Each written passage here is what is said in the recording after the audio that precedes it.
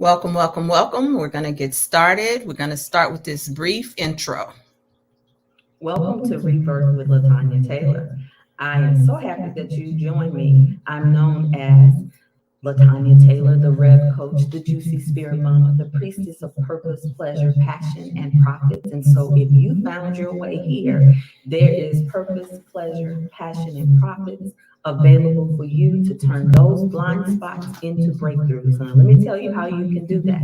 Start where you are. Start with your budget. Start with your vision. If you're here to play a bigger game, come right into private coaching. I'm ready to receive you. But if you know you need to get ready, I've created an entire campus for you to explore your love, sex, and money blind spots and turn them into breakthrough.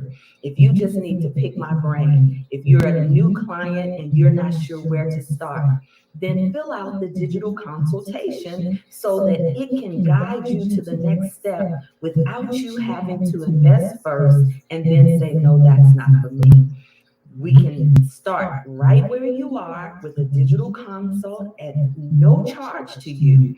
And then when you're ready, or if you're ready now, move right into ministerial counseling, which you can use as your own personal development session to turn a blind spot into a breakthrough personally, to strategize, or to pick my brain, as some of you all say. Start there. Or if you know that you are ready mentally, emotionally, and spiritually, but financially you have not caught up yet, choose one of the master classes that's available to you in ReBirth University. You'll love it there, okay? And then go from not ready to getting ready to being rebirth ready. And when you're rebirth ready, you're ready to move into self-mastery and vision mastery, where my zone of genius shines best for you. Why? Because mastery is the repetition of certain tools, habits, new ways of being with a very specific formula. When you move into your own business, your own terms around your marriage, your money, and your mission, then you are ready to move into mastery. And you may be ready right now. So don't even qualify yourself. You came here for a reason. Let me assist you by using all of the tools that I have. If I send you an email, make sure that you give me the email that you would give to Oprah, so that when we start, we don't have to break the momentum trying to look for it in the junk mail and this mail and the that mail, that you can ask for what you desire, and that we can respond to you before you even come into session with me. And I hope that you can turn those blind spots into breakthroughs in quantum time, but that's based on you. Now, what do you need to do? Look at the general consultation tab. That's one that can help you get there with no charge, or come right on in to ministerial counseling. The counseling suite is available for individuals, for couples, or for families. You'll be given instructions on how to secure those sessions. Yes, there is a cost because you're worth it, and so is your vision for your family, for yourself, for your marriage. And if you are ready to move into packages, we'll discuss that once we've taken those first steps. So use this opportunity to look at what is here. Click on the link. Make sure you check your email after you receive the instructions, and make sure that you get yourself in position for purpose, pleasure, passion, and profits. There's something here for you to start where you are and move to a higher vision of where you desire to be. Now, let me tell you, if you're already here for business and you are on track, jump right on in to the business incubator. Jump right on into the business incubator. In the business incubator, you will fill out a survey and you'll get your own consultation, so that when you come into the mastermind, you are already ready to focus on what you desire as a new entrepreneur, as a first generation entrepreneur, as a heartpreneur, as a creative, whatever it is for your spirit-led business, come on in the room. I love serving you this way. Please make sure you connect with me. If you have any questions, make sure you use the feature to contact us. My team is ready to serve you, and so am I. I love you, and there's nothing you can do about it. See? All right, so let's get started with our special guest. It's nothing like having a friend to have a dialogue with, a conversation with, and invite other people into the room.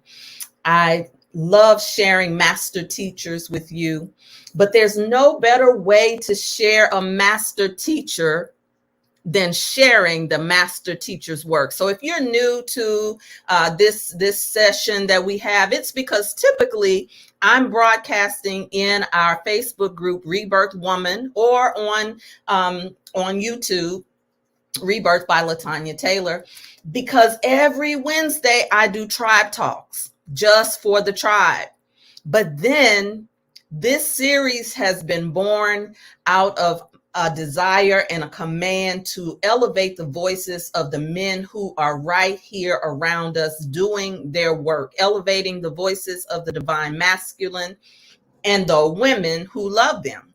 Because we need to do that to restore our families, to restore the balance of our love, sex, and money relationships, because we're in a time of paradigm shift.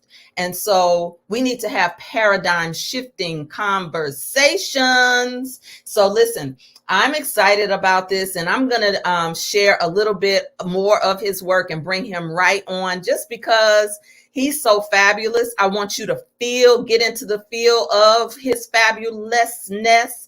And listen, what I want you to also do is share this out. So those of you who are already tuned in, go on and share this out, especially now as I prepare to share his work. You ready? Let's go.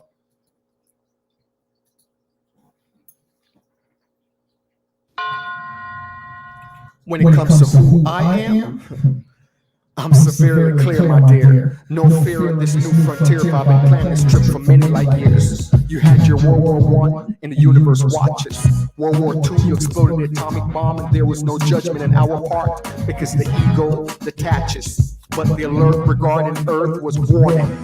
The kids have found the matches. We need a team to go down to this land of extreme natural beauty. But be careful when you enter Babylon, for they will slaughter you for less than rubies. So there I stood. Kirk Nugent, light worker, system buster, illusion crusher, answering the call of duty. They said, light worker, we greet you with glad tidings. But in your previous lives, you've been murdered many times simply for your writings. And your mission today? It's not as easy as it seemed. You see, your clarity is now pristine, but before your insertion, your memory will be redeemed. And up in your rival, you'll be wiped clean. The vibration of Earth is dense, the frequency low. So stay grounded in light wherever you go. The illusion is so thick, it's ridiculous. Even the so-called food was manufactured to make you sick.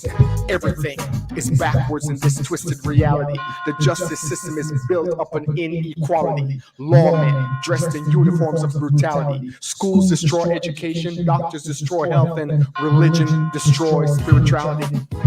The leaders were placed there by puppeteers who don't care. So they instructed them on how to be cavalier in the way that they smear and scare. The planet is covered in fear, engineered to leave you so unclear that you could be enslaved with light beers and empty careers. Fail to recall your mission, and you could easily become a pioneer trapped in third density for 26,000 years. This is not an easy mission.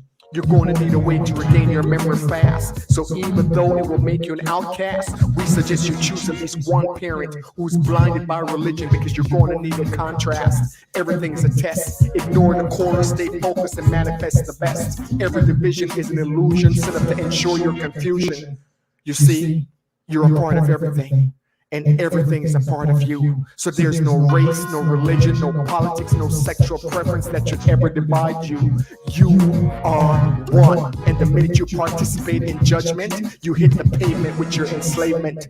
Most of the planet will operate in 2 strands of DNA. You will have the ability to operate in 12. But the only way you can do this is to make sure that the ego yields to the higher self. Calmly, I replied. With the power of the Trinity, I will transcend much energy. I know what's ahead of me. I understand that thoughts create reality. And I've stood on the zenith and seen it. Victory's ours and I'm going to redeem it. So insert me under the sign of Scorpio so that I can transcend from Scorpion to Eagle to Phoenix. They said, Kirk, insert you directly to Bible and it's far too dangerous. We will place you with a different team so that you won't be neutralized immediately up and hit the scene. We'll start you off in Jamaica. Make your way to Bible and shortly after you turn 15. By the time your immune system will be strong enough to resist the poisons of your vaccine. Your guidance system will be the chakra of the heart. Your mission is simple: shine light into the dark. If your religion is anything other than love, you will miss the mark. And if you get caught up in the divisiveness, you will be absorbed by the dark. Forgive and forgive quickly. That is your only path. And whatever you do to a single human being, that karma you will eventually have to marry. In other words, the love that you withhold is the pain that you will carry. You could easily get trapped in third density. So let the words I am guide you back to your true identity. And when you come to a fork in the road and you're confused how to make the call, ask yourself, is this decision serving my ego or is it serving the highest good of all? Be conscious of your intentions in everything that you do. And remember, you don't have to attend every argument that you're invited to. Love will be the greatest asset of them all. Attraction will be your strength, resistance your downfall. Your emotions are linked to a magnetic tower. So whatever you love, you empower. Whatever you empower, you will establish. Show the planet how to unclench their fists and establish bliss. However, you're there to teach, not to insist. Your heart chakra is divine guidance and should never be dismissed. And it's always easier to remove your attention than it is to resist. So as you can see, there's never a reason to be pissed. You're being sent to stand out, so don't try to fit in. And when you need to commune with God, that's when you quietly go within. And you will know that you've missed the mark once you start seeking Him in a building. In this twisted system, you could easily make yourself a victim. Remember that your power ends where your fear begins. So let spirit be your guide. Let spirit give you the words to write. Keep your eyes focused solely on the good. You're there to understand, not necessarily to be understood. So don't try explaining yourself at any given length. Instead, go to nature when you feel emotionally spent. Avoid the noise. In silence will be your strength. Trust your feelings in everything that you do. You're being divinely guided, so to thine own self, be true. Everyone is a teacher. They're neither friend nor foe. So never be offended. Being offended is a weakness of the ego.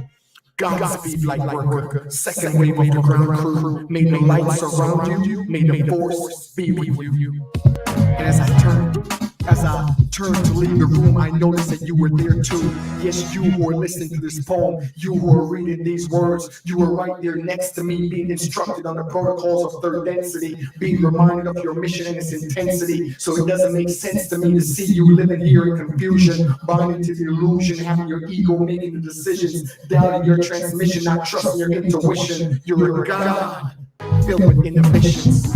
So my question is, light worker, have you forgotten your mission?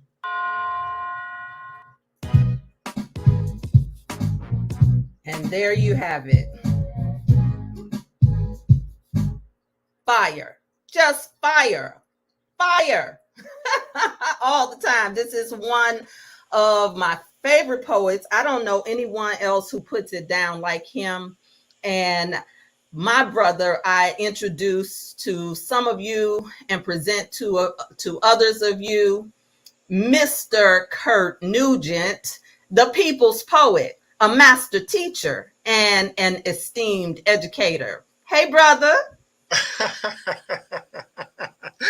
Latanya, such a pleasure to be here. Thank you so much for having me. I haven't watched that video in God knows how long, and I was just looking at it and remembering the sequence of things that happened when I wrote that and how life-changing that has been. So thank you so much for having me and even selecting that video as the one that you wanted to play. It's a pleasure to be here. Well, I love the entire series. So those of you who are watching, please make sure you share this out. Don't worry if they're on Facebook or not. Those of you who are on Instagram, join us on YouTube, ReBirth by 𝙀𝙀 Taylor.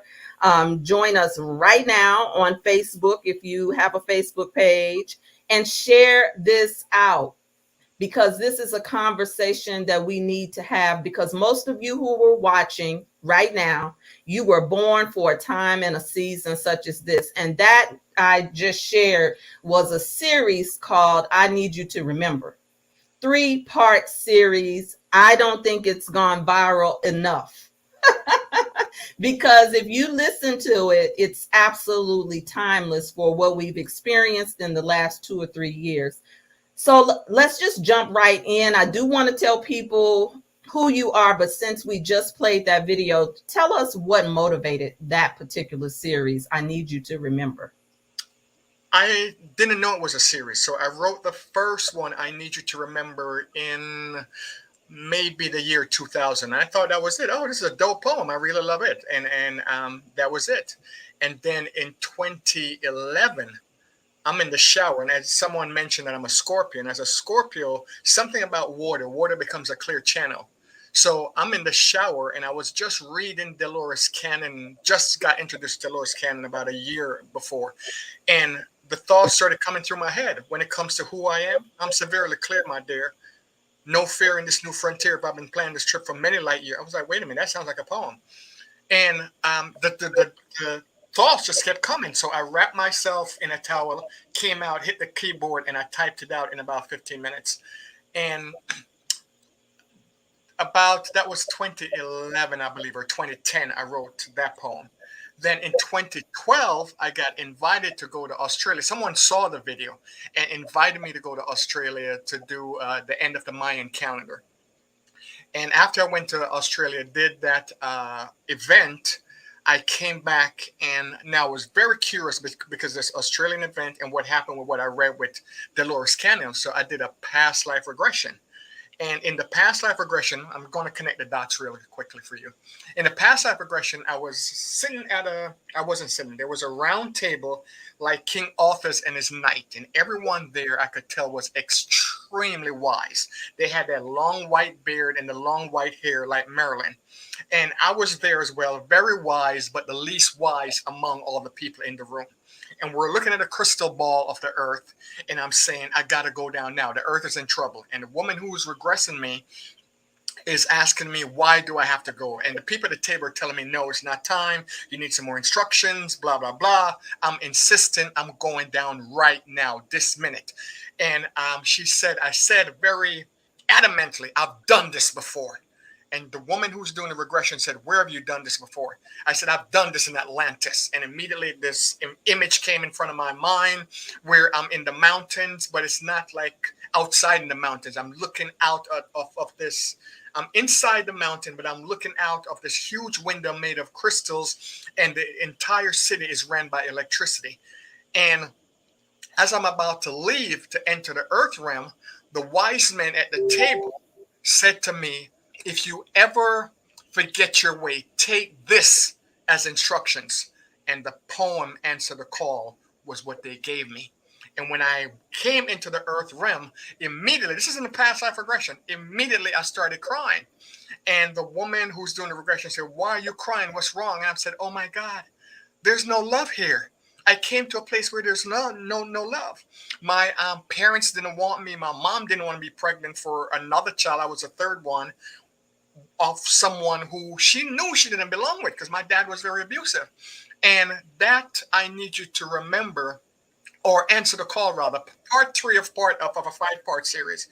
That call, they told me that poem is your blueprint. If you ever forget your way, go back and listen to this. And that's Answer the Call. I think it's the most powerful piece out of the 5-part series, and it's the one that resonated with me the most. But it was given to me by my guides before I came to the earth realm. And one of the wise men that sat at the table said, if you ever forget your way, I'll come down and remind you. And that was my son, who came down when I was 24 years old, completely on the wrong path. And with his birth, redirected me to the path that I'm on right now. Oh my God. I love it. Now, you know, we have to weave all of this into, will the real divine masculine please stand up? The fact that you were doing past life regression, the fact that you were astral traveling, the fact that you had creative energy, you obeyed that energy and put out a 5-part, not 3-part series. And it is timeless. That's how you know you have a prophetic gift.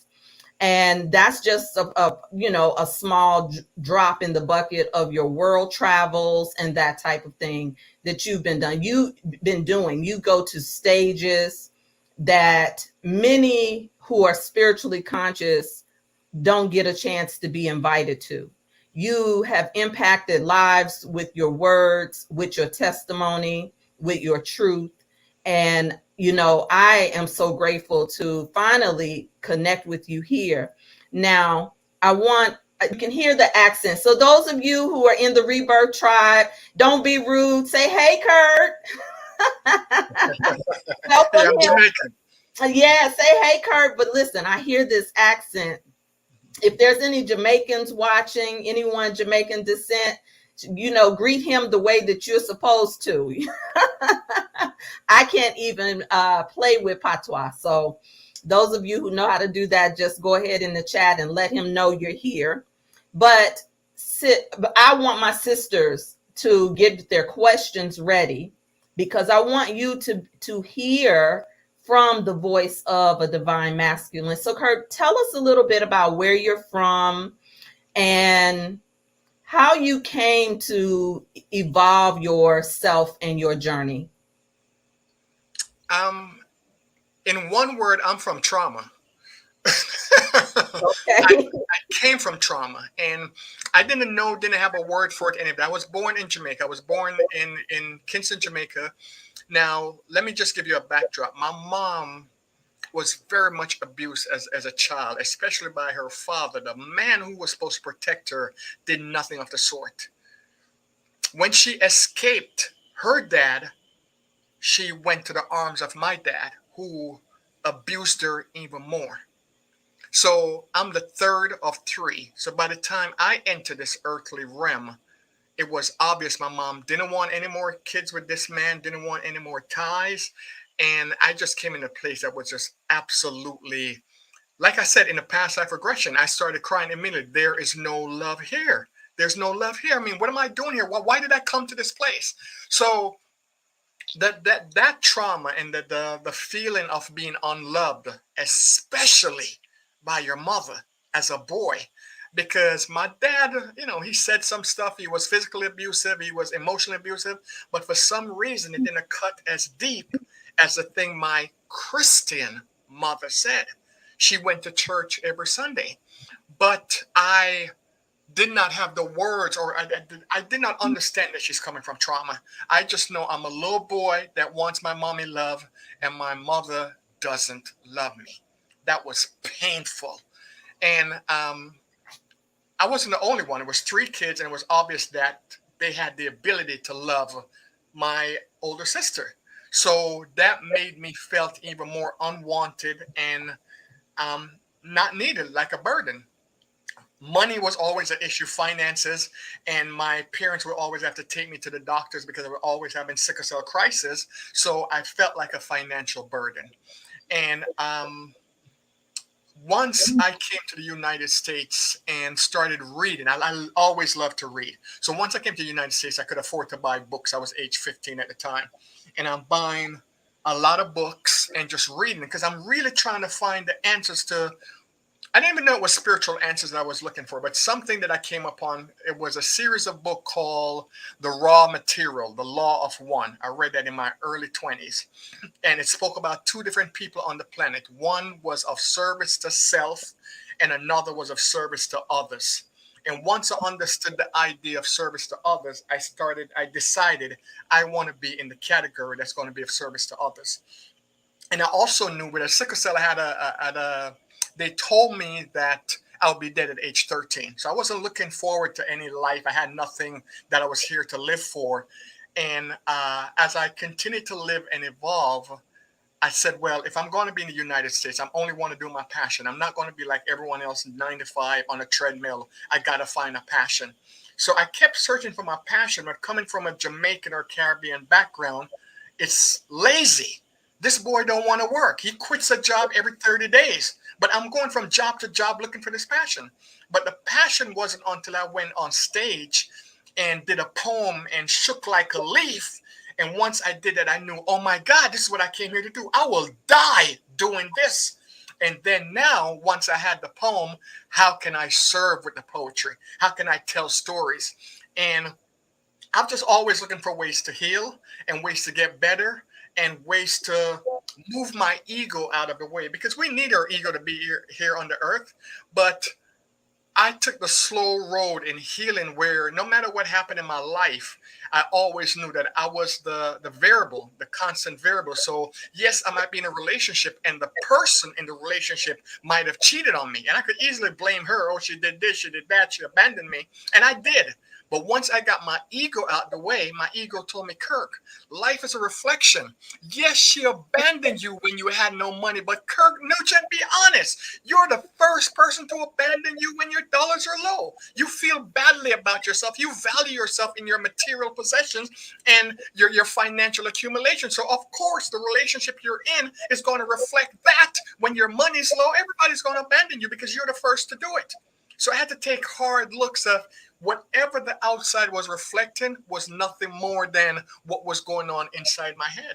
And I had to own that. And that's not the easiest thing to do for a strong male ego. Okay. Now, see, you ushering us right into this conversation.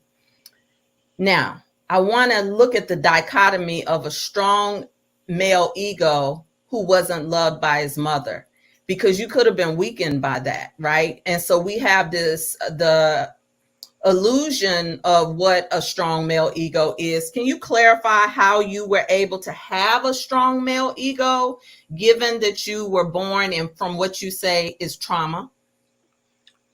Well, everything serves, and we don't initially realize that everything in your life serves. So even though my dad was very what we would call toxic in his male ego, and because they're both past, I don't really want to throw dirt, because that's not what I'm doing. The only reason I'm giving these examples is for teaching and healing.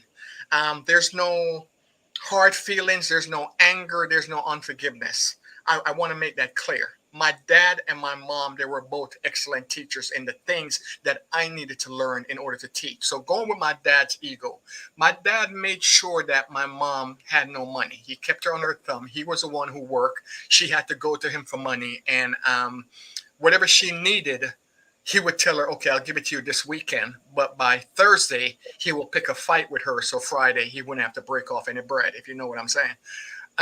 So as a child growing up, I looked at my dad and I decided I would not be that person. My dad had a way that he could call me, just a tone of his voice, when I was as old as 10, maybe 11-year-old. And when he would call me, I would wet my pants. That's how terrified I was of my dad. I remember my son being 6 years old, and I did the same thing to him. I called him in a very strong tone to see, is my son afraid of me?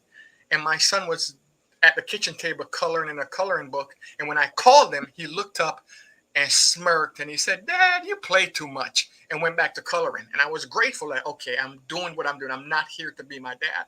So the toxic male ego, I'll go what in the strong male ego is. The toxic male ego is, I mean, we're very familiar with that. It's insecurities showing up in different ways, the need to control everything, the need to be right. It's not as a strong male ego is more protective. It's more someone who, like, if I know I can beat you up, I'll never fight you. A toxic male ego is a bully, where they know they can beat you up and they constantly beat you up. And the beating up might not be physical; it could be emotional. So with me, it's always I'm looking at to see, how does my interaction, how does the way that I'm showing up affects the person or the people that I'm dealing with? My son is 30 years old, and he's never in his life heard me raise my voice. He's never heard me yell or scream at his mom, because there's certain things I decided I was not going to do. Now, they said the opposite side of that is a man. I think they call them simps now. And whatever the woman says he does, he's not a leader. That's a whole different story. Because in order to have a strong male ego that is healthy, you have to have some spirituality in there. And once you're leading with the spirit, then compassion is easy, or compassion is always there. The ability to empathize with someone else, the ability to put yourself in the other person's shoe, all of that stuff comes as first nature, so to speak. So ego mixed with spirituality can work. People are always talking about killing the ego, and you got to kill your ego. We need our ego to survive in 3D. We didn't get anything that was unnecessary.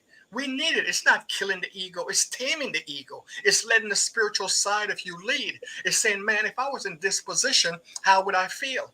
I'm not here to make anyone feel badly or overpower or, babe, where are you going? If I'm in a relationship and I got to ask you where you're going, then we probably don't need to be in a relationship. If that's my insecurity, or I can't trust you, or it's just. Yeah, listen, I didn't want to, you were on a roll. I didn't want to stop. No. I know you're not. Because we need to be able, let me tell you why, the context of why what you're saying matters. Whereas you and I might be able to have an adept conversation and start right at the top of our evolution. We don't have to go back through the pain body of our stories. We don't necessarily have to lay the context of the details of where we came from, you and I. But there are people who are listening to us at any given time on different points on their journey. Right. And so the term divine feminine and divine masculine are being thrown around so much to now it's just being applied to masculinity and femininity, and they're not the same. And the reason why I think what you're saying is valuable is because you are describing a journey from and into and becoming.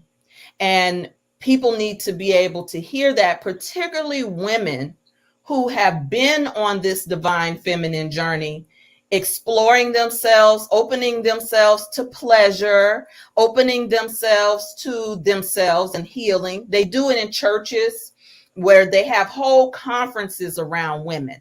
TD Jakes has a whole series called, Woman, Thou Art Loose, books and all of this. So the woman is key.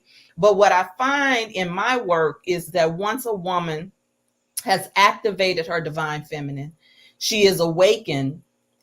Oftentimes, she has not seen, heard, or felt the presence of what a divine masculine man feels like, how he talks, what he talks about, and what that energy is. And so that is why I'm doing this series. Before we even get into what the divine masculine is, you just described so perfectly the ego and the toxicity of what we have, traditionally seen in this culture, particularly in the West. So.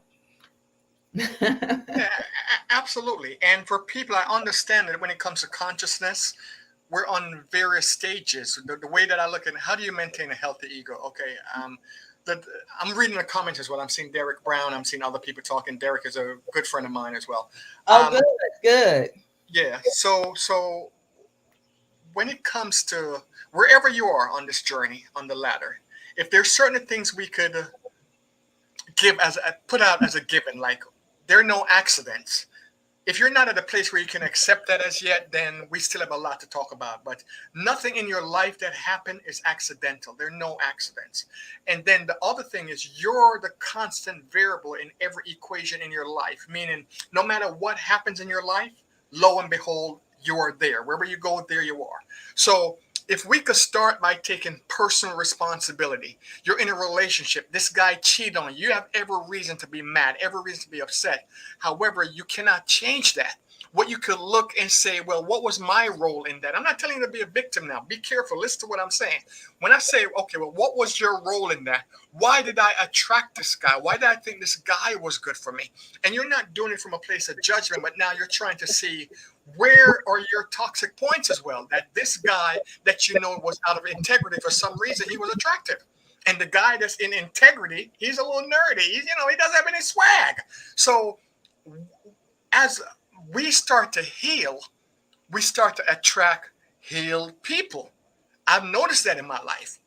The more I heal, the better the people I attract.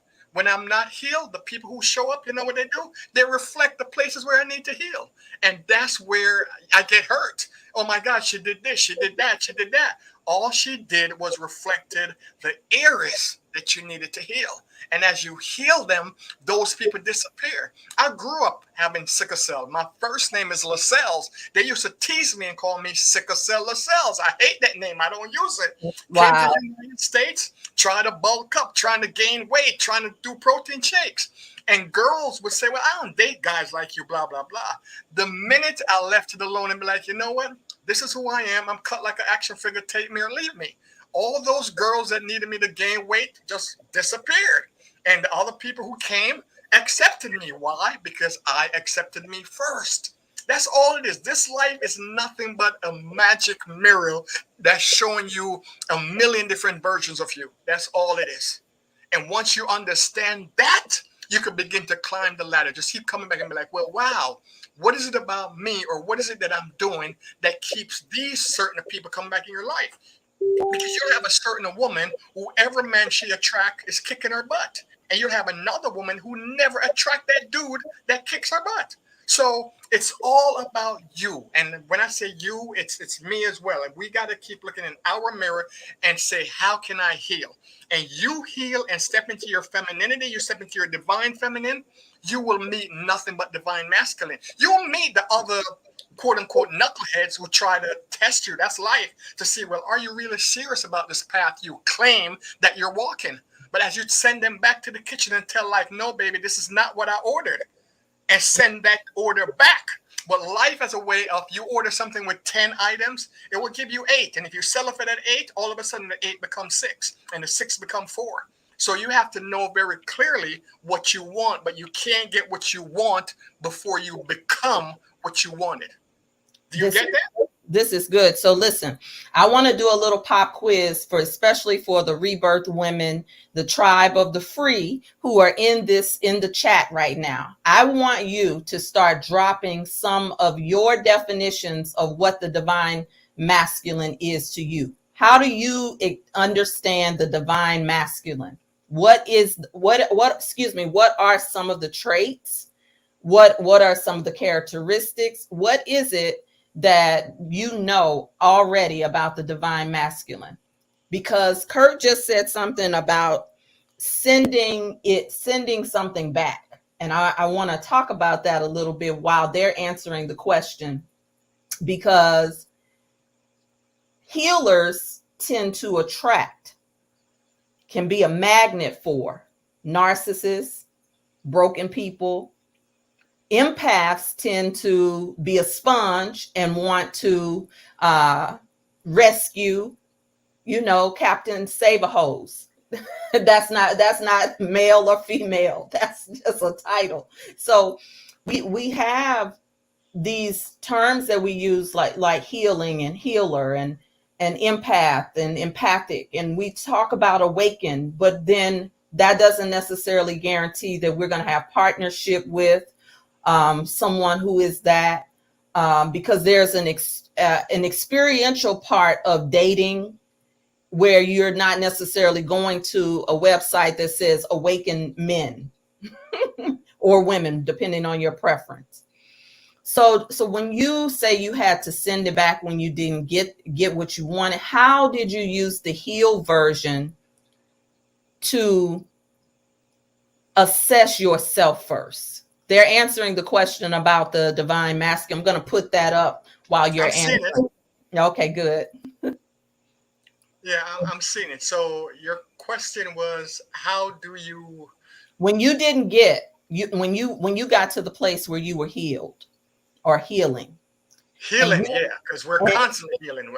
I don't know anyone who's walking in perfection as yet. well, let's say it like this. Well, you got to the place where you had evidence that you had healed the broken parts of you, but life had shown up, a mirror in a relationship, a job, and you sent it back. You said, wait a minute, I didn't really order this.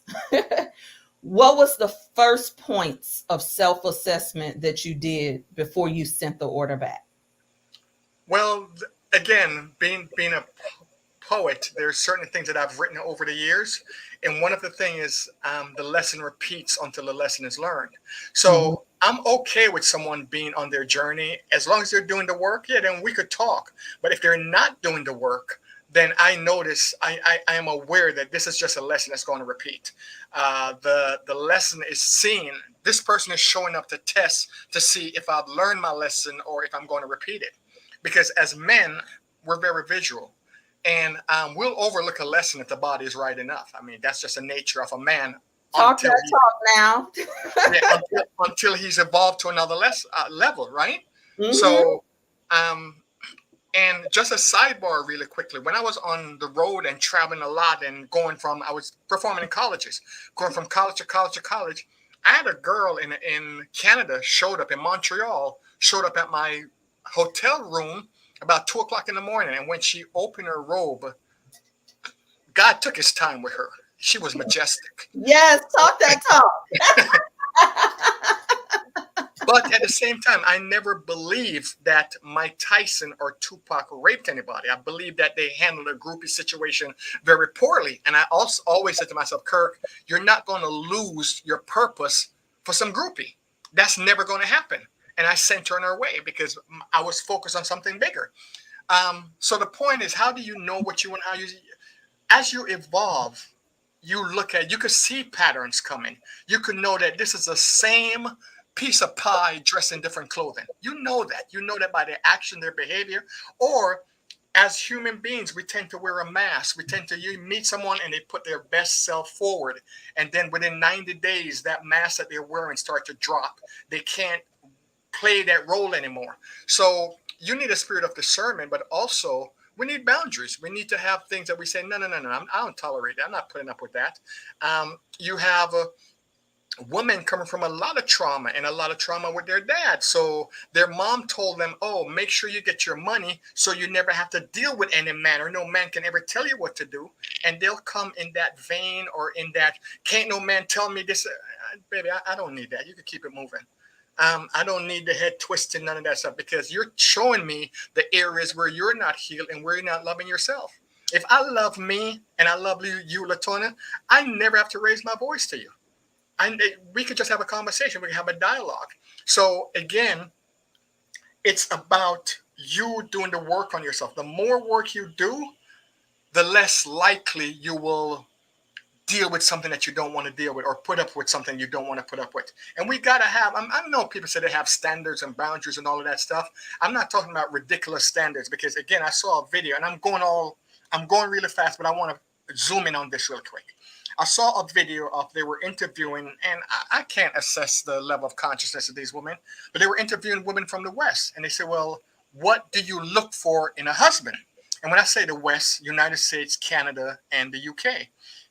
And when they asked that question, a single woman in their 20s, mid-20s to early 30s, the answers were the same. 6'6", 6-pack, 6 figures, good looking, great dancer, sense of humor. Nothing that really matters when it comes to the character of the person.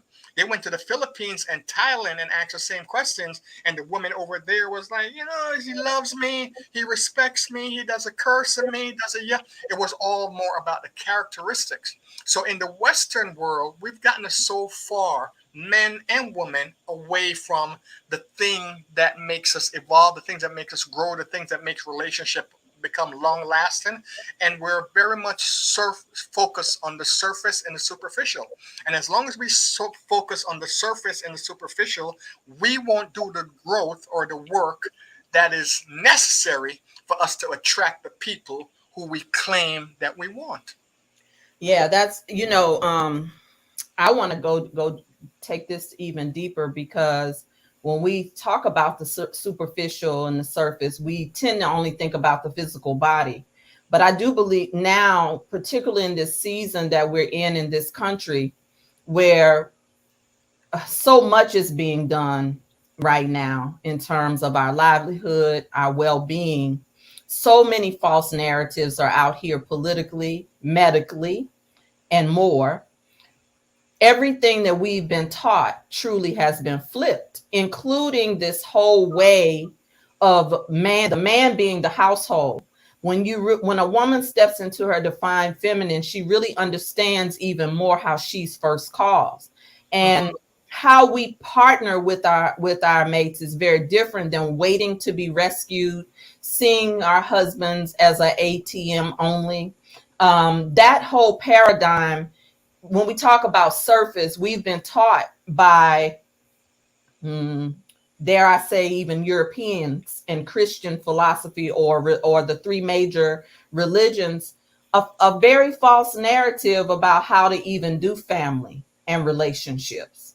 And our families have been so broken because we have a low tolerance for truth, we have taken on the Washington Post, their metrics when they start telling us about the dating pool and how many men are being available, and then we repeat it, and now it becomes our truth. Oh, well, there aren't that many good men out here. And so now we're talking about it and having girls' nights. Yeah, girl, he's a dog. And then you come in, well, he needs to have this. And now we got a lot of women who have taken on the energy of the masculine. They're raising their sons. And emotionally, a lot of these boys, they don't even have the strength to be told much once they get out into the world, because they've taken on the estrogen centered households. I know that's going to piss some of y'all off who might be watching and It's think, the truth, though. I did the best I could, or whatever the narratives are. But we really have been twisted when it comes to our relationships. And I heard you talk about your son and never raising your voice at your son. And one of the sisters said they really appreciated that. How Yes, did not only am I not raising my voice at my son, I've never raised my voice at his mother. He's never heard that. Because for me, I told him, I said, if you have to, don't raise your voice, raise your argument. If you're making sense, you don't have to yell and scream. Don't raise your voice. that Raise in your the chat, y'all? Don't raise your voice, raise your argument. Okay, now, how old was he when you told him that? About 6 years old. Oh, wow. And how did he respond? My son just sees me as this brilliant person, and he was a daddy's boy. He just loved me a lot. So he thought I had a lot of wisdom. He tell people he has his mommy's good looks and his daddy's brain. Okay. So you're his favorite guy. So that foundation was already there. Yeah, yeah. But I wanted to lead by example, because my dad did a lot of stuff that scared me, and I thought it wasn't good, it wasn't productive, it was toxic. So I wanted to lead by example. I wanted to be the type of man that my son could look up to and could respect. Yeah, the reason why I only have one child and not anymore, I never, ever, ever in my life want to be no baby daddy. I want to be a husband. I want to have a family. So at the same time, you're looking, and remember, we were young. I was 24. She was maybe 22. But I knew what it would take in order to build a family. So I'm looking for, like, babe, we got to do this. We got to do this together. But, it wasn't. People in my mind, we're just at different levels of consciousness. And there's something I'm trying to teach you today that you might not be willing to hear, but 10 years later, you're very receptive. It's that type of thing. So I believe for your audience here's what you can control. You can control how you show up. And I know, I'm looking at the chat, mainly women. And I know as women, there's emotion there. You're upset But think about, okay, how I'm going to respond in this moment could affect our relationship for eternity, especially if I'm not big and apologizing. So it's better to say, I'll put it this way. If I wake up, if I'm in a relationship and I wake up and I'm not feeling well, something is off, I'm in my mind, I'm concerned about something. One of the first things I'm going to say is, listen, babe, I don't know what's going on with me right now. I'm in my head. I'm thinking about some stuff. So if I'm off today, it ain't got nothing to do with you. I'm just in my head. I got to clear some stuff. So I don't want you to think I'm standoffish or it has nothing to do with you, hon. And I'll set the tone to say, yeah, I'm in a different space right now. But I've been in relationships where, the woman is in her head 2, 3, 4, 5 days. It has nothing to do with me, something to do with work. But by Friday, when I'm like, okay, babe, this has been going on too long. What's wrong? It's an explosion. A pressure cooker just exploded in the house. I'm like, we didn't have to do this. We're adults. We've been on the planet for over 3 decades, 4 decades. Why are we doing this kindergarten stuff? But usually, wherever the wound was in childhood, that trauma, that's usually where we respond whenever something is going on that makes us uneasy. That trauma, the trauma self-respond, and then now I'm not talking to a 35-year-old or 45-year-old. I'm talking to a 6-year-old. Oh, that's good right there. We can't listen. We got to deal with this mouth. Yeah, absolutely. Thank you, Chantel, for being transparent, because you talked about your mother when you opened. Mm-hmm. And I'm going to tell you a pattern that I have noticed, particularly in men. And I know that as women, we have to do better. Sometimes I've noticed that when, in dating and being married before my marriage now, because my mother-in-law is not like that now. But I noticed that there are a lot of men who, if a woman is not talking at a certain volume, in a certain way to him, he doesn't hear her. He can be very dismissive to a soft woman, to a feminine woman when she's in her sweet pot, in her honey pot, because they have had mothers that are so directive, so bossy, so hard, so in your face, so consequential, that that wound, that way of that filter of that big mama type of energy that's hard and forceful, because they had to be, don't get me wrong, because they had to be for whatever reason, now has become almost a definition of what some of us are doing behind closed doors. Because many times we'll celebrate a man not putting his hands on his woman and that type of thing. But we don't tell the truth about a lot of sisters who get in men's faces, who curse men out, who call them out of their name. And Kirk, when you become the divine masculine and you're working in your divine masculine energy, how have you experienced women who have not done their work in the relationship to their mouth and how they talk to men? Because you may be able to help somebody. And the short answer, I don't. Yeah, I have no tolerance for that. I'm going to tell you in my book, and this is a shameless plug. No, it's not. It's not shameless. From depression, in the book From Depression to Destiny, there's an entire, like maybe 6 or 7 paragraph where I wrote about it. I was in a relationship like that. And the young lady, again, she had this thing with her mouth. I'm like, babe, you can't talk to me like that. And she said, well, I can't help it. I'm like, that's not true. Because when you're at your job, I've seen you upset at your boss many times, but you learn to check that mouth for that $600 or $800 or $900 paycheck. So if you could check it for the paycheck, you could check it for me. And she would keep on, I can't help it. I'm like, no, that's not true.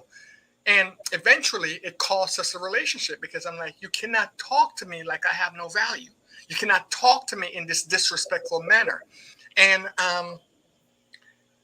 the reason why I say I don't deal with that, it's just something that I know I don't want to deal with. I don't believe, listen, Latanya, let me keep it 100% with you. Life, even if it's not short, it goes by quickly, right? My son, I had him yesterday. He's 30 years old. Where did 30 years go? So do you want to think I want to be in a relationship arguing and upset and come home and angry? I don't want to do none of that.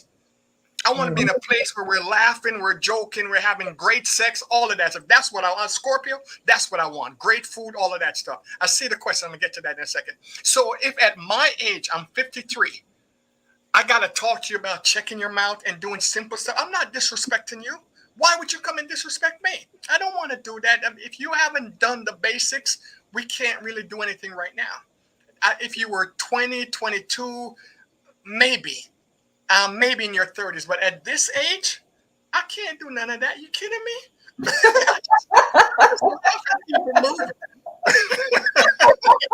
But you know, there are some men who want to raise women. You know, there are men your age who don't want to date women their age. My love, to each his own. This ain't for me. There ain't enough blood pressure medication in the world for me to take on something like that. Okay, you got to protect your health. Yeah, absolutely. You got to do what brings you peace, what brings you joy. And you got to allow her to do the same thing, what brings her peace, what brings her joy. But too many times we get into a relationship and we need to babysit each other. Oh, we got to do everything together. No, I don't like doing some of the stuff you love to do. So you do that and I'll do this stuff over here. And then we'll get together and do stuff that we both love to do. So how does Kirk maintain this level of masculinity in such an estrogen-driven world, such as TV, food, foundational relationships? A lot of stuff I don't eat. I know about the food. I know about the poisons in the food. So a lot of stuff that everybody's digesting, I don't digest. But to be honest, what it really boils down to is your spirituality. If you decide that you want to walk with the divine, whatever that is, one of the things that you're going to decide to do is to be empathetic to each other. You're going to decide to be compassionate. You're going to decide to say, well, you know what? That's not my path. That may be their path. So I'll let them walk that path, but I'm not going over there. And for me, I couldn't do anything that I've done without the spiritual aspect of it. I couldn't do it unless I was tied to some higher purpose. When you're grounded to 3D, then you start buying into the 3D bullshit, if I could say that word here. Talk about that. Talk about that a little bit. 3D bullshit. Yeah, so when you're tied into the material world, they give you an image and they say, LaTanya, this is what relationships look like. And they throw whatever they want to put on the images. When I was growing up, you didn't have too many black families on television. Now you're seeing black families, but there's somebody gay in there. And if I say that, I'm now supposed to say, oh, I don't have anything against people. I'm just telling you what I see. So they're controlling the narrative and what it is to be a man. And all the men on television that we see as black men, they come out and they're in a dress and, oh, that's cool. So now I can put on a dress. Right. No. I appreciate salute to you. My spiritual, my walk is, if that's for you, that's for you. You do that. And I'm not here to convince anybody to walk the path that I'm walking, because my path is my path, right? And your path is your path. However, you have to know what is the consequence of the images that they're putting. What is that going to lead to? Is that going to lead to the result that you want? You being a woman who you got to snap your neck and mother F this mother, is that going to give you the results that you want later in life? Because the 3D reality that we're in never tells you about tomorrow. It tells you enjoy everything right now. You don't have to worry. Tomorrow will take care of itself. Get the 6'6" guy with the abs and all this other stuff. But once you walk on a spiritual path, you start looking beyond the foundation, beyond the surface. And you say, well, is this person good for my peace? When I'm feeling vulnerable, can I show up to this woman and be vulnerable? Or is she going to call me a bitch dude, right? Can I just be in how can I show up? So you start looking to see who is it that's doing the work. And if you have other people, they don't have to have quote unquote arrive, but if they're doing the work, they'll be more likely to understand, oh, okay, this is what's going on. That's what's going on. I cannot deal or be engaged with a woman if there's no spiritual foundation for us to build on. If it's all materialistic and looks, she's not going to do anything for me. Yeah, absolutely not. And my penis has a problem with that, but he's just going to have a problem with that. Kirk, are you crazy? Look at her. Listen, That's good right there. Listen, I want to get this because I have another brother who I love and adore. We have the same birthday. He's in the chat. Let me know if you're still in the chat, Daryl. Let's talk about this, because in spiritual communities, this is a growing conversation, and that is polyamory. Is that something that you see as a necessary consideration for those who have evolved beyond needing to possess other people? I don't want to speak on something I don't know, but what I'm getting in my gut is the way we do relationships are not the way. We're not really relating to each other. It's more about ego. It's relationships here in the Western world is more about ownership. I own you. You can't go. You can't wear this. You can't put that on.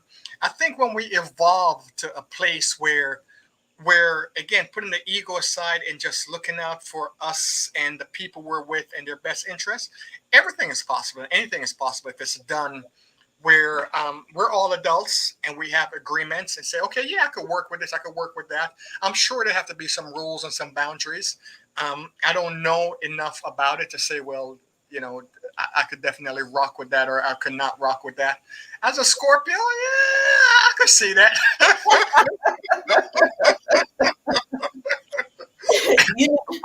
Listen, Kirk, the thing is, I remember when I had my awakening after I started doing my divine feminine work, and I had been married, and I thought about when I got ready to be married again, I said, I will never say those vows again, because I looked at the vows. When we look at the power of words, mindset, and the ability to create your own reality. Right. And I looked at the way that the traditional, first of all, let me back up. I've done a whole series about with at that time when I was a member of a church where we were looking at the whole dismantling the whole thing around marriage, the way we've known marriage. Most women do not know that this is very much tied to being someone's property, particularly in Christianity. And that a woman, when you say, even when you look at the traditional vows, they later said man and wife. But they said man and wife. They didn't say man and woman because she wasn't viewed as human. Wife was something that was property. She was property. She was property. And so many women don't even know the contract that they're entering into. There's a whole piece I could do around contracts, the hidden contracts that we enter into basically in this life, from the birth certificate to the marriage and permission to get married. Get married through churches and all of this stuff. When I looked at that and saw that none of this stuff guaranteed anything, because I was religious. I was on a religious path. I was in the Nation of Islam. Some of you all may know that.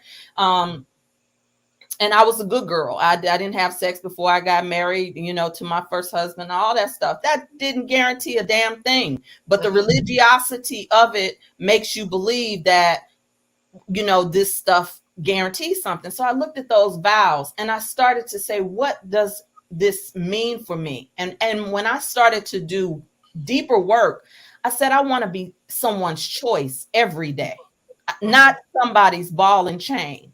And so I started to redefine what a relationship looks like to me. And to me, Daryl Mooney, I haven't said this publicly, but when I think of polyamory, I think that a person has to understand it beyond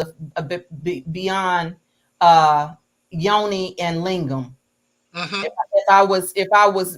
If I had a few drinks, I'd say D and P. If we got to look at polyamory around openness. How much can you open your heart? How much can you open your truth? How can you open and show beyond your representative? Can you open? Because this thing around open relationships can be very low vibrational. And so for me, when I understood openness at that level, it was Tantra that began to heal me and began to take me to another level solo first. And I literally am grateful that I was able to attract a divine masculine into my life. And the only way I was able to know him was when he opened his mouth. I heard the work he had done on himself. Is it the same way for you when you think about relationships? There was a point when I said, you know what? I don't even do relationships. I do relation kayaks. A ship is too damn big.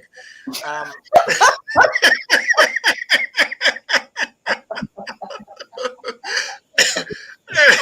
That's a new one. yeah, then I evolved into relation canoes or canoes. Yeah. So I'm looking at your boy's Daryl comment as well. Yeah, I know. I'm gonna have to have Daryl, and maybe I'll have you and Daryl come back on the show just to talk about this whole polyamory. Now, Daryl, I want to get with Daryl, man. Daryl, if you say this, I know Daryl, we might have to have you come on, but Daryl, we know it's more. I know that polyamory is beyond that. But before we start talking about the actual partnering of people in the physical, would you say that people need to do some damn work on themselves before you're not just accepting anybody, Daryl? Come on now. No, absolutely. I'm with that. You gotta, again, everything is consciousness. Let me put it this way. Think of a building that's 100 stories high, right? You're going to meet people who are outside the building, and all they can see is just maybe a block down the street. Then you have another person on the 10th floor. They might see 5 or 15 blocks down the street. You have someone on the 50th floor, and they've seen about a mile out. And you have someone on the roof, and they're seeing a 10-mile view. That's consciousness. So if you're on the roof with your consciousness, or you're on the 10th floor, you can't be dealing with someone on the first floor. Your guys are seeing things very differently. You have like I saw someone said, before you get in a relationship, one of the things that you got to ask a person is, what is your definition of cheating? Hello. Oh, that's good right there. Yes. Right? Yeah, different people have different definitions. So this show, LaTanya, I'm just having such a great time. I'm looking at your audience. I'm reading the comments, and I'm like, man, I got to get back out. I got to start doing my own shows because I'm feeling so much love, and I'm in my zone. This is what I do, right? So again, what I'm going to say to everyone, and is what I've said to myself, in one word: heal. Whatever you want out of life, you start healing, you'll start moving towards it, and it will start moving towards you. Stop looking outside of yourself. Why this dude did this? Why this chick did that? Heal. Work on yourself. God, how can I be a better person today than I was tomorrow? Help me find the right words, the right energy, the right thoughts, the right compassion. God, I want to have the thoughts that you have. I want to leave here and be in service to the people that I meet today. Help me be that person, and with that mindset, you start attracting angels, because you're becoming an angel, and all you can attract is who you are. So again, the self-work, just like Daryl is saying right now, the self-work never stops. And being introspective, because we're so, in this reality that we're so used to projecting. If that person just behaved differently, if this person did this thing differently, then I'd have perfect peace. But I'm realizing more and more, the world, the universe is a mirror, and it's reflecting you. So anything that you want, you got to work on you. You got to work on you first. I'm asking your listeners, or the people who are listening, follow me on YouTube, because I'm going to start putting. If you're on Facebook, follow me on Facebook as well. Well, here you go. I want to just do. I know that we are an hour in. I want to ask for a little grace for those. Do you all want to hear a little bit more on this topic? A little bit more. Can we go a little longer if Kurt has time? But those of you who have to leave, you've enjoyed this hour with Kirk Nugent. Please go to his website. Go to his website to connect with him. Order his books. I'm glad that we're giving him this energy, because we need his voice during this time. I believe light workers had to go underground when all the lies and the attacked environment. Many light workers got quiet, but I did. 2 years ago, I did. I went on the ground. I got quiet. Yeah, exactly. Because who wants to be fighting in all of the low vibrational energy that was out here, and people divided over political parties and accepting the fear-based, but they're saying, yes, keep going. And so listen, Kirk, can you give us 15 more? Yeah, I got all the time in the world. Okay. But So go to KirkNugent.com, y'all. Subscribe to his YouTube channel. If you're new here, subscribe to my YouTube channel. If you want a part 2 on a different subject, or those of you who are in Rebirth Woman, make sure that you let me know so that we got to get Daryl Mooney in here as well. He is the son of our beloved Paul Mooney, but I do not want to define him just by being someone's son, but man, isn't it amazing to be able to be defined by your father's work? You know what I mean? Absolutely, yeah. Yes, yeah. Indeed. So listen, y'all, I had another little piece I wanted to throw in here. Kirk, could I spice it up a little bit Absolutely, let's do it. Let's call this adept time. I have a piece from Bobby Hemmett that's right into this right in the pocket of where we are talking right now. Bobby's a deep brother. Listen, they try to hide everything on Facebook, but damn it, I'm going to show it today. Check this out. Let me see. Let's see if I can make it bigger. Uh-oh. Okay, here we go. Oh, it went away. Yeah, we're not seeing it. They preserve the heart. They snatch the brain right out of the body. So that's a piece of garbage. And we can barely hear it. 1 second. Give me a minute. All right, this is why you can't see it. Now you can see it. Then you'll be able to hear it in a minute. Check this out. Inside of your heart is an intelligence. The Egyptians, when they mummify a body, they preserve the heart. They snatch the brain right out of the body. So that's a piece of garbage you don't even need. It only functions in the mundane physical world. The intelligence that we're talking about, all of that stuff is not coming from the brain. The pineal gland is an emissary or a manifestation of the heart chakra. The heart is the most important thing. Hell, you even see Jesus pointing at a doggone heart. You don't even have to look at what separates. Look. There's a few of us that have consciousness. It's like less than 1% on the earth total. What separates you from having consciousness in your stupid family members that you try to tell it to, and they too dumb to understand it, and all these other crazy Negroes out in the street. What separates it is you are radiating at a level of vibration of your heart chakra, and they're radiating at a vibration of the root chakra in the anus. So they can understand, only can understand mundane and material things. You can't even get into consciousness until you radiate at a vibration of the heart chakra. The subconscious mind that we're talking about here gets its origin in the heart. Know this. Now what we're talking about here is on PhD level. The heart is the ultimate thing. As a matter of fact, they tell you right now, if your heart ain't in it, you see what I'm saying? You see, it ain't real. Now, what I mean by that is this. The mind also consists of two things. It consists of the pineal gland, which has the potential, where it can be the seat of the soul to lodge in it.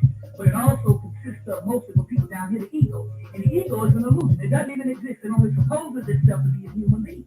And basically, 90% of our function is on the ego level, the illusionary level. So that can be corrupted. The mind can be corrupted, but the heart is pure. That is the brain of your soul. You see what I'm saying? The heart is the brain of your soul. You see, that's why women, that's why they tell men that they must open up more. That's the key to a man's evolution to get to the high level. He must open up his heart more. You see what I'm saying? He must open up his heart more. You see what I'm saying? Whew.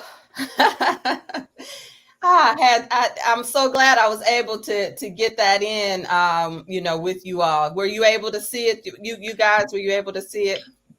We could see it, but I don't believe we could hear it as clearly as possible.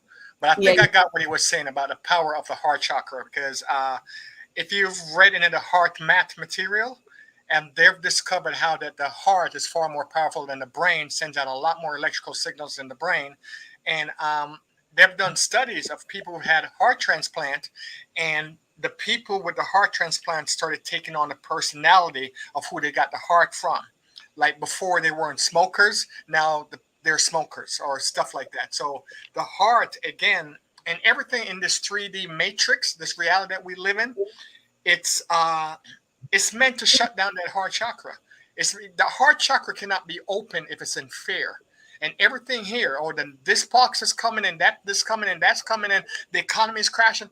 Everything that you see every day is meant to keep you in fear, which is to keep you in the lower 3 chakras. As a matter of fact, it's keeping the first chakra.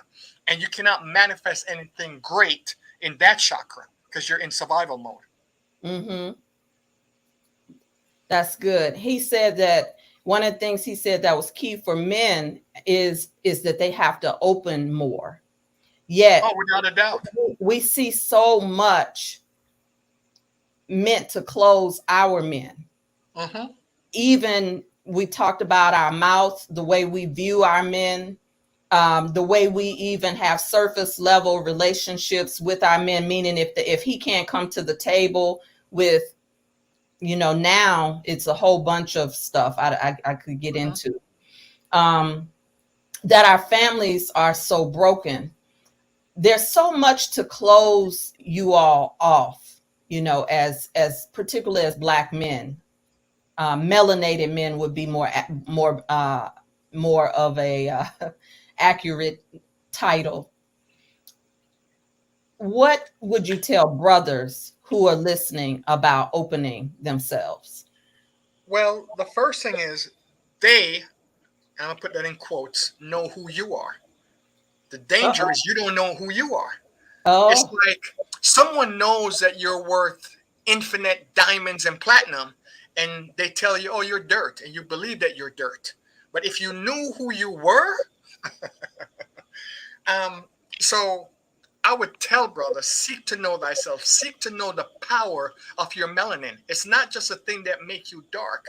I'll put it to you this way. There is magic in the melanin. And I mean that literally. There is magic in the melanin. So everything that we're told as men, especially as Black men, we don't cry, or chalk it up, all this other stuff, right?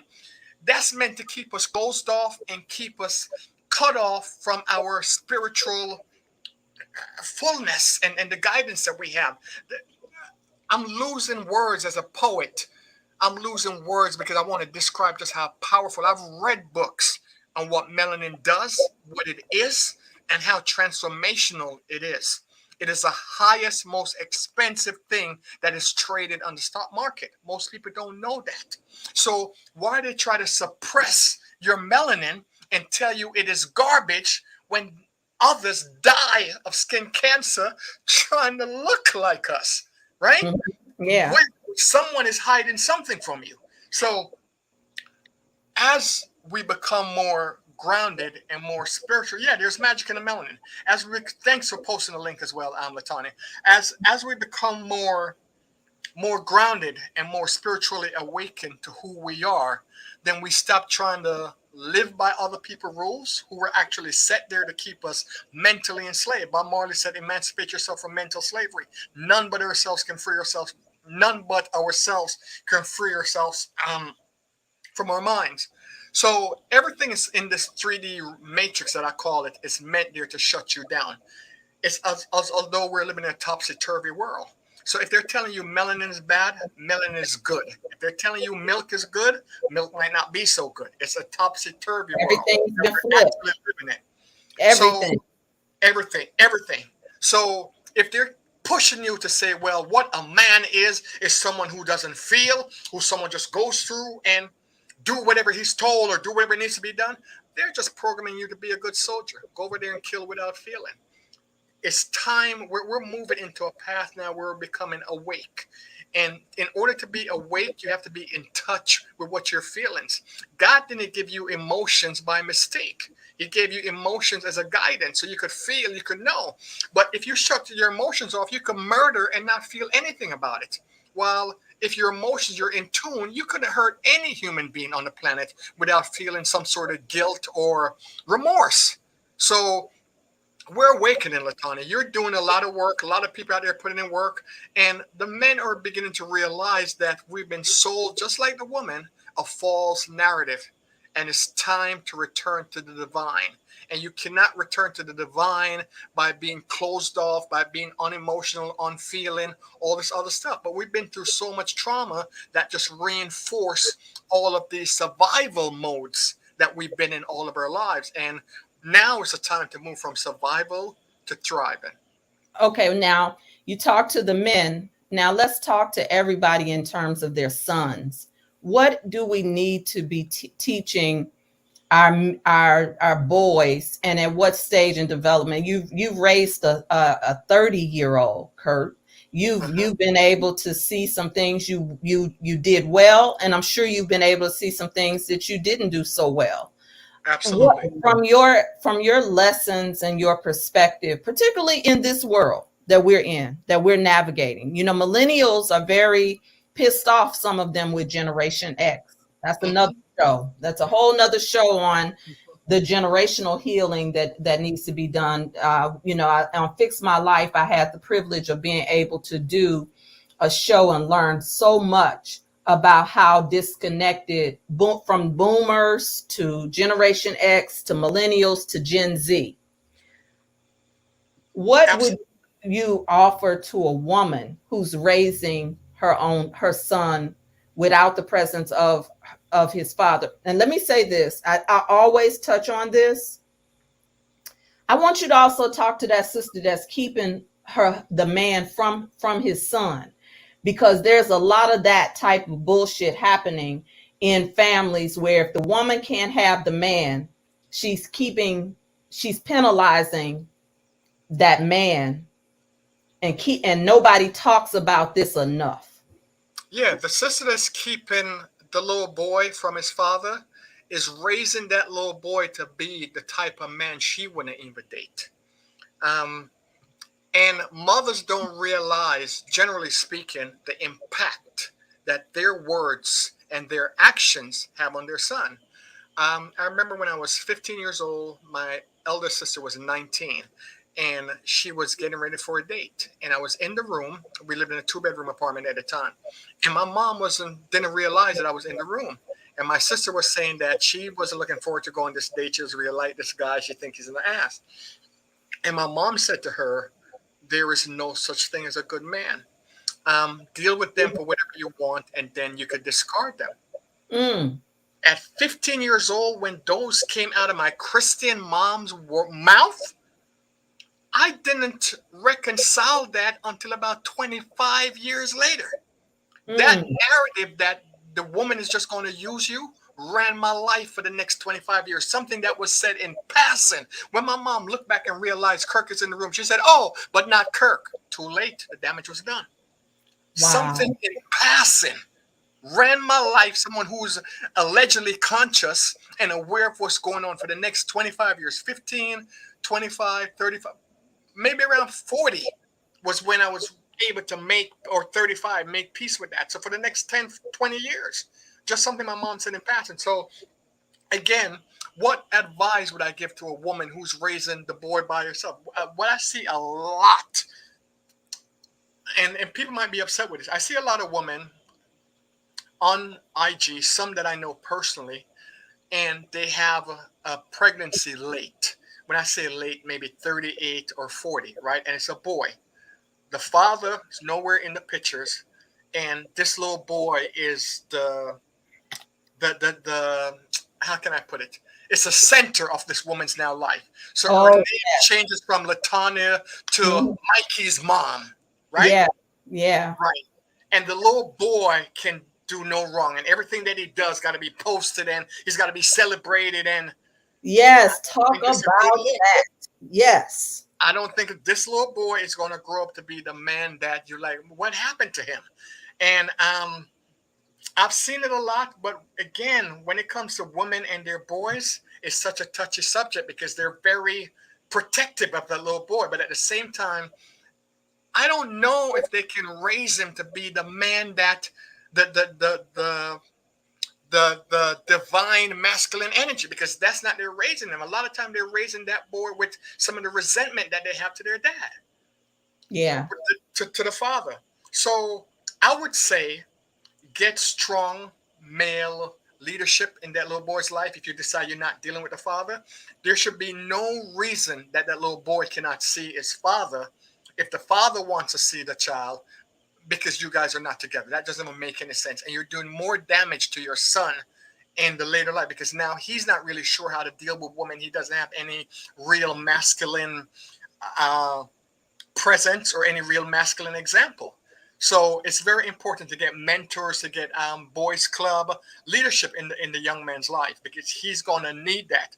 And the environment that he's growing up with the other little boys, they're not teaching him anything that could make him into more of a man, because the environment, the 3D matrix that we're in right now, what they're doing is pumping the little boys with as much estrogen as they can, and also make him as feminine as they can. That's what we're being raised to right now. When you look at little boys, they're not allowed to play sports and scratch their knees and get hurt, and none of that. We're moving more into this very safe environment where everyone is safe and we're all winners. There's no such thing as second place. We all won, and it's, as a man, we started as hunters and gatherers, and we're out there hunting and gathering. So we have to be very careful of the examples that we're showing. You said you grew up in Nation of Islam. I thought Farrakhan, Minister Louis Farrakhan, was a great example. The first time I heard about Farrakhan and I've listened to his speeches, I thought he was a great example of how a man conducts himself and how he moves. And even in his teaching, he teaches stuff like that. So, well, I didn't grow up in the Nation. Let me clarify. I did not, because I grew up bilingual, spiritually bilingual. I had one half of my family was Baptist, the other half was Catholic. I was baptized Catholic. I went on and went to college at Southern University in Baton Rouge. Shout out to all the Jaguars who are listening. And and that's where I would say my awakening journey started at college, because I had been very traditionally brainwashed. I actually thought I was going to be a nun. I love God. I was called very early to a path, that was just different. And so in college, I started to study in the Nation, and then I later on became a member of the Nation, an officer in the Nation, and so on and so forth. So yes, I appreciate you mentioning, the elder, because he's an elder who we need to always honor those elders. I just posted, and I'm going to close on this. And then if we need to bring her back, we're not going to mess up a good thing here, wear out our welcome with the brother. yeah, I'm very open. One thing I'm going to ask you to do, LaTanya, before you close, in the comments, because I can't type in the comments, I didn't sign in. Just put the link to, it's youtube.com/Kirk Nugent and facebook.com/Kirk Nugent. So is that all on your site? When they go to your site, will they see it there? Oh, yeah. If they go to my site, they can scroll down and the links are there for Facebook and YouTube. So Absolutely. that's why I put your site first. So go to KirkNugent.com and then just scroll down and you'll see the social media links. Yep.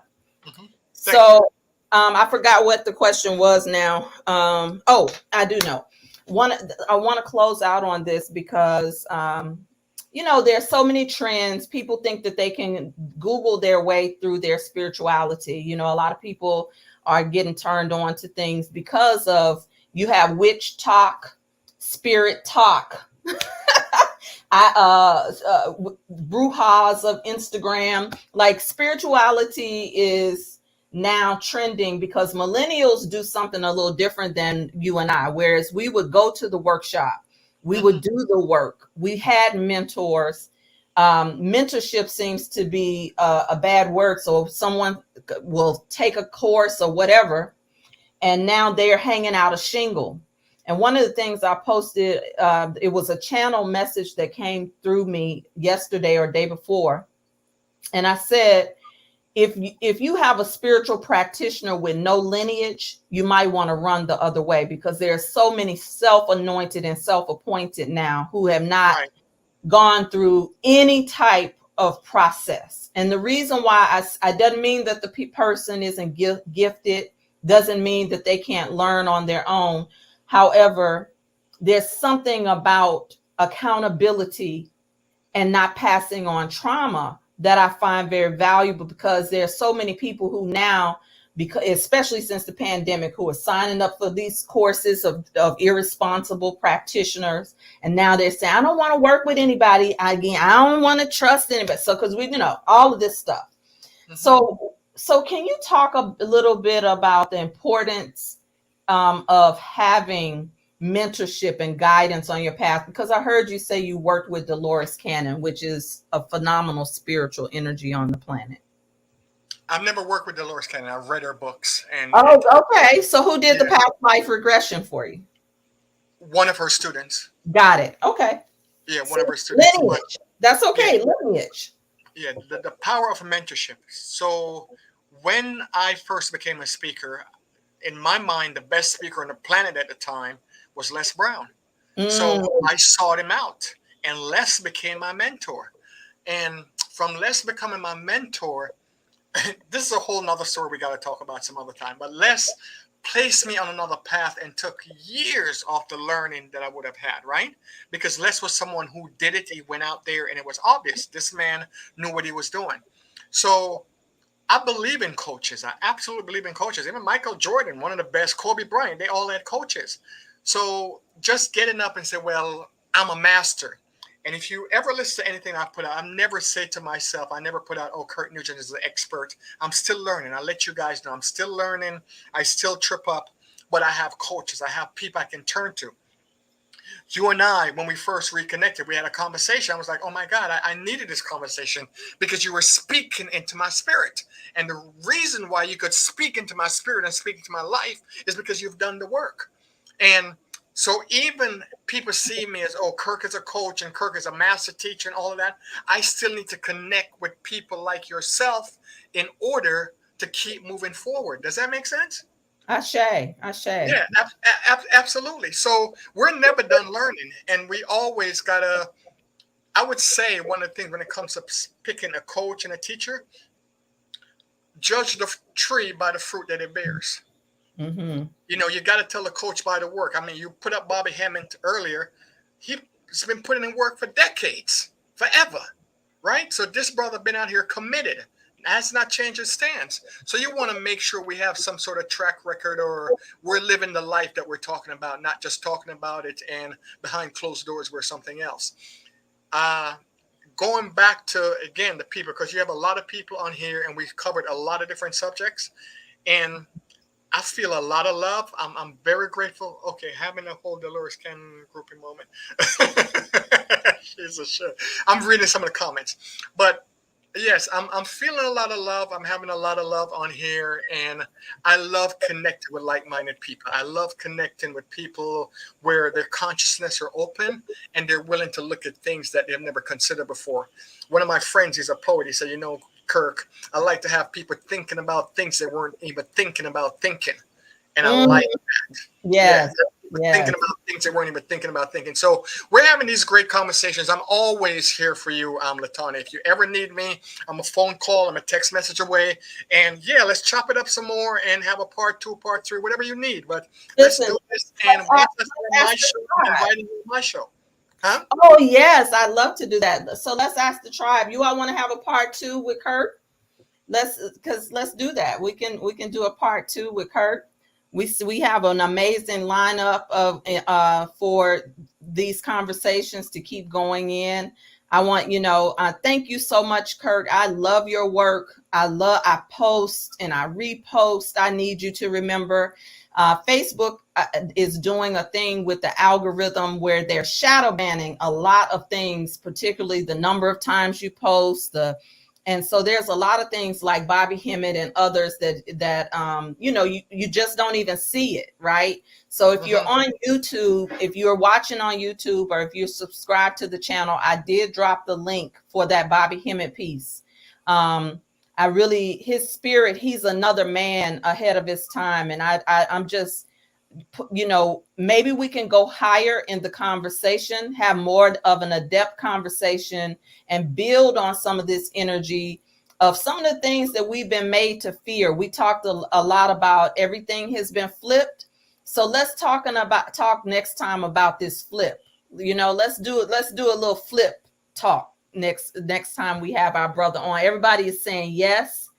They're saying yes, much respect. Yes, I'm here for it. Kurt, look, my sisters love you. I'm telling you, I know some powerful divine masculine energies. I tried to get my husband to be one of them. He did not want to do it. He's not much of a talker.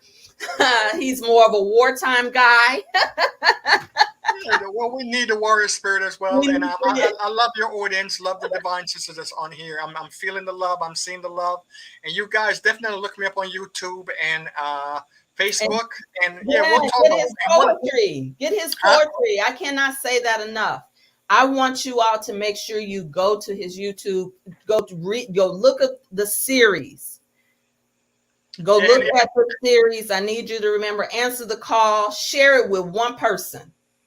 Just share it with one other person, because in this time and in this season, we need to be grounded. So I'm going to close out with another new favorite of Kurt's.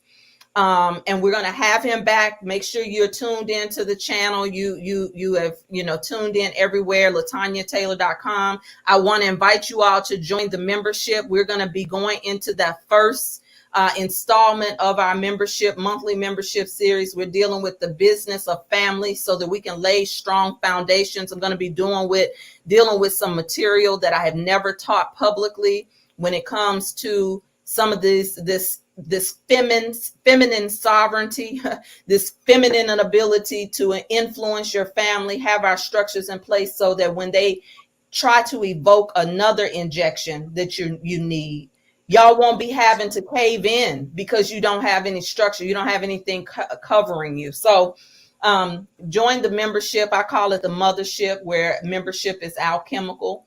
But I want to close out with this piece from Kurt because... Wait. Before you run, I don't know what you're closing out with. Is it I Need You to Remember, the part 1 remix? Nope. It's another one that I have found from you on your Facebook page. It doesn't have a title, Kurt.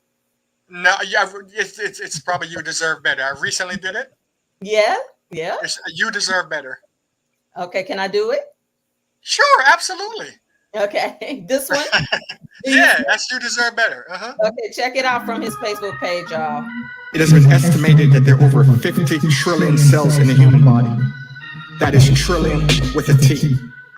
It has been further proven that each of those cells has within it consciousness.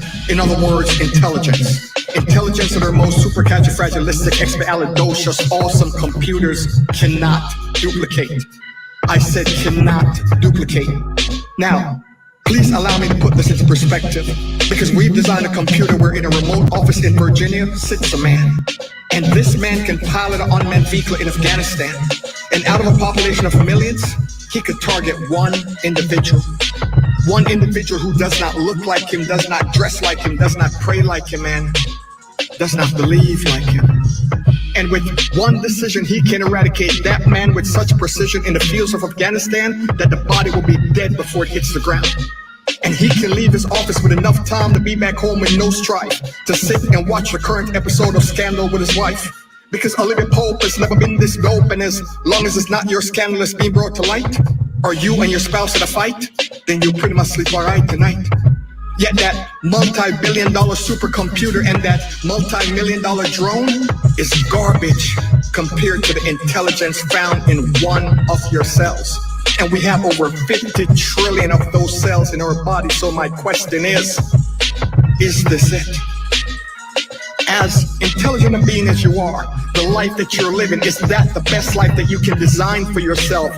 Is this it? Is this the best that we can do? And if we should be honest with ourselves, then the answer will be a resounding no to just about everything that we do. So my question is, what's stopping you?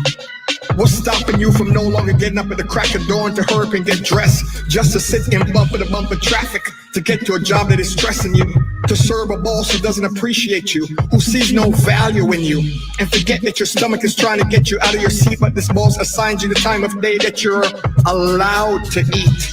And even though you're a grown adult who doesn't believe in mind games, nor do you indulge in tricks, but if you're out for more than 2 days, then you better prove that you were sick.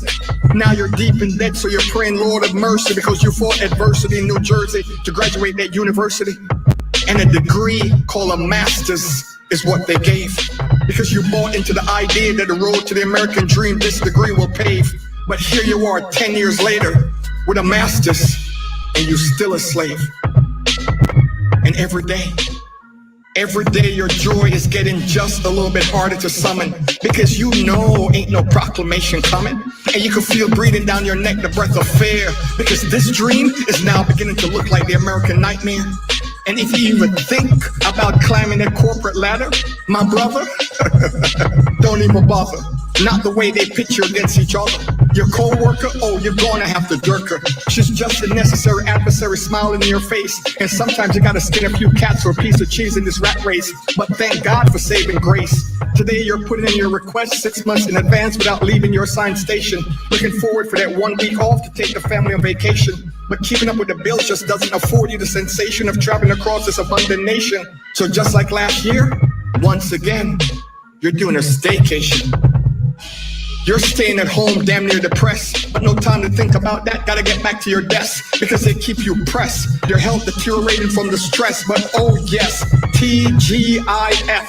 So you rush to your car, hoping to do happy hour at the bar, but instead you're back to doing that bumper to bumper thing, my dear. And just like that traffic, your life is going nowhere.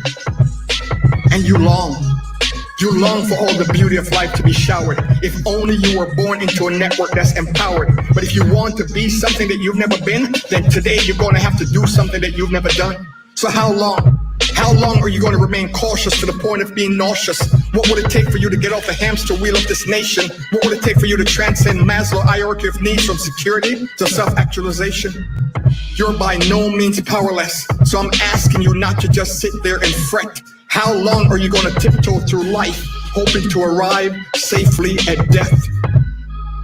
You were created by a divine source, an infinite intelligence it gave. Freedom is your birthright from the cradle to the grave. So believe me when I tell you that you did not come here to be no slave. No slave to no bills, no slave to no job, no slave to no student loan, no slave to no credit score. That is not what you were created for. And there is someone out there who's coming from a much darker place than you've ever seen. And believe me when I tell you that today, she's living her dreams. So it doesn't matter who you are and what you do. I'm saying that dream in your heart, it is possible for you. So look at your gifts and begin to take stock. Because in order to make this leap, you're not only going to have to think, you're going to have to act outside the box.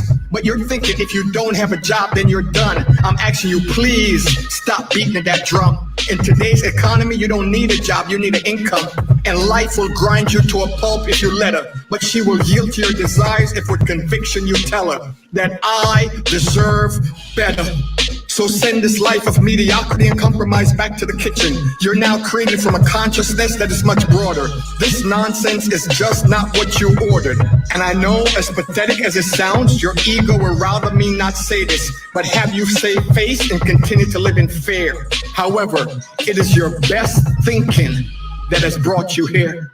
So if there's some new skills that you need to acquire, then by God, go ahead and get them. If there's some books that you need to read, then listen when someone else suggests them. And if someone has created some training on the internet, then God bless them. And if you have to step outside your comfort zone, then start stepping. But be open to the lesson. Be willing to look at your opportunities with new eyes and stop blocking your blessing. Because this is what I know to be true. The dream that is possible for me is also possible for you. So I'm asking you today to commit to the life that you've always adored. I'm asking you today to walk away from mediocrity and slam the door. I'm asking you today to step out on the playing field of life with intention to score. And it's not over until you walk away with your dreams. No, not a moment before. So basically, I'm asking you today to decide to be a slave no more.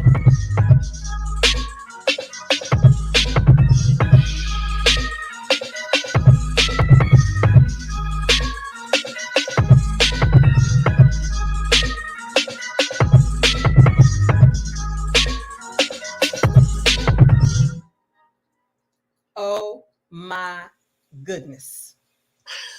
That's some good shit. Who wrote that? Y'all drop some fire in the comments. Drop it, because he dropped it. Oh my God. I was trying to control myself and not be screaming and saying, you know, oh my God.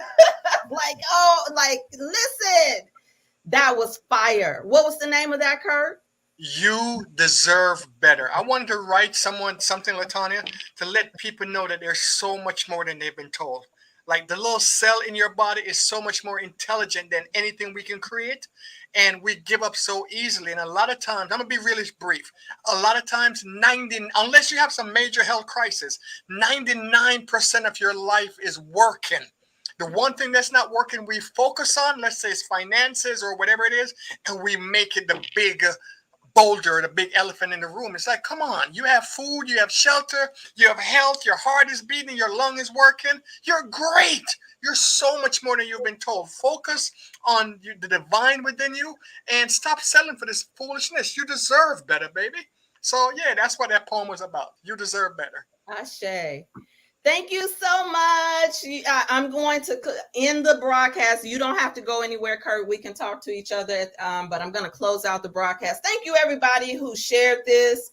And you can come back and watch the live. Share it out with somebody and just connect with one another. We got to tribe up. This is the season for the light workers, the empaths, the heartpreneurs, the entrepreneurs, the seers, the gifted ones to cover each other, to cover down. We have to close the gap and be each other's family, because I know many of you have been the black sheep. You've been the rebel. You've been the one that they've talked about. But guess what, baby? You are going to be the one that they need. Be a part of the evolution revolution. Get connected with ReBirth 360, latanyataylor.com. Come into the mothership. Join us for ReBirth Sunday, where we do this for women who are started their journey. We do it on 8 o'clock. On Sunday, every third Sunday. Join us for ReBirth Sunday. I love you, and there is nothing you can do about it. I look forward to connecting with you on the other side.